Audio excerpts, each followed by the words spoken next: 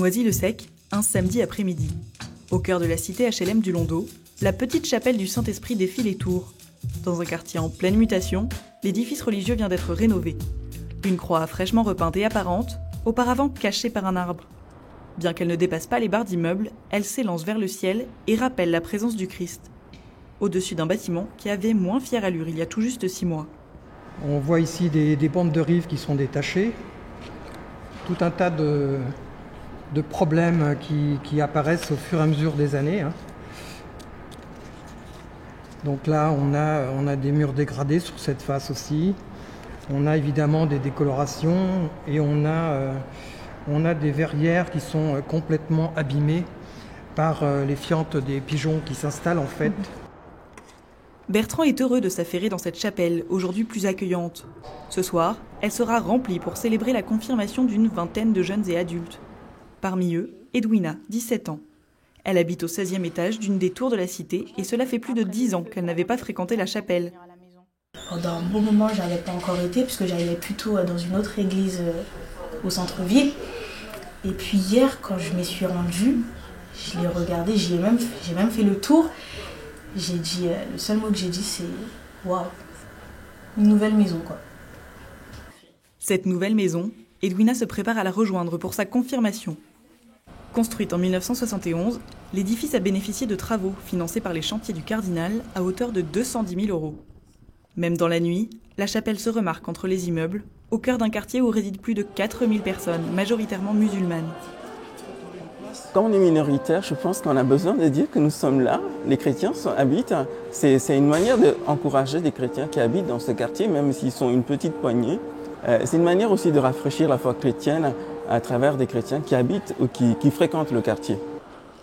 Ce soir, ils sont nombreux à avoir bravé la pluie et le vent pour en franchir la porte. Habitant le quartier ou venus des environs, car la plupart des chrétiens de Noisy-le-Sec se réunissent principalement dans les églises du centre-ville.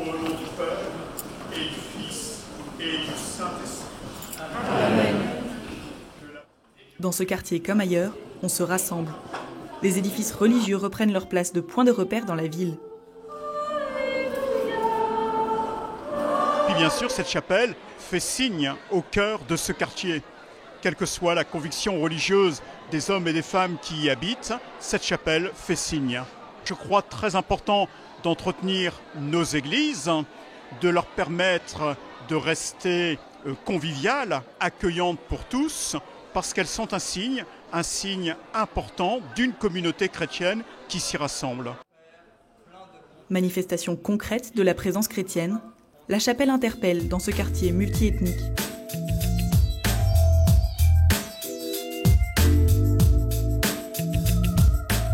Dans les années 1960 et 70, les édifices catholiques sont construits de manière à se fondre dans l'environnement urbain. Une tendance qui s'inverse aujourd'hui. On est sorti de l'ère des églises enterrées et voilà, aujourd'hui on essaie de retrouver de la visibilité sur tous les édifices existants. L'église a besoin d'être identifiée, identifiable, que ce soit pas, que ne puisse pas être confondue avec la salle polyvalente ou avec la piscine ou avec d'autres bâtiments. François Bévillard a notamment planché sur le réaménagement de l'église Notre-Dame des Foyers. Nichée en plein 19e arrondissement de Paris, cette église souffrait d'un manque d'identité extérieure. En ce dimanche matin, les fidèles se pressent pour suivre la messe. Dans cette petite rue populaire, ils rejoignent une église à la façade discrète, mais distinctement identifiée. Ce qui n'était pas le cas il y a 2 ans, quand le père Clochard-Bossuet a rejoint la paroisse. Je suis arrivé par la rue de l'autre façade, qui était l'unique façade disponible, ouverte au public, et j'ai dépassé l'église sans la voir. Donc ça, pour moi, c'était déjà un signe de me dire qu'il y avait quelque chose qui peut-être qu'il fallait améliorer. Profitant de la démolition d'un immeuble adjacent à l'édifice, la municipalité a installé un jardin public. Notre-Dame des Foyers est maintenant accessible et visible depuis ce square et depuis cette avenue passante.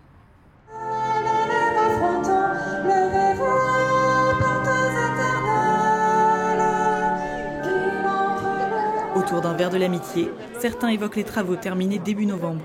Et le curé en profite pour expliquer ses choix, comme celui d'une statue de la Vierge visible de l'extérieur.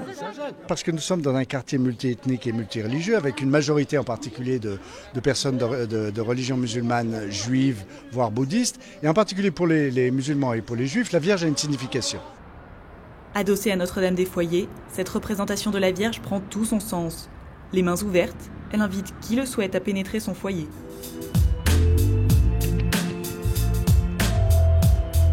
En janvier 2016, des cloches seront installées au-dessus de l'église, une église de plus en plus visible, mais aussi audible, signe d'une communauté chrétienne prête à aller à la rencontre des habitants de ce quartier bouillonnant.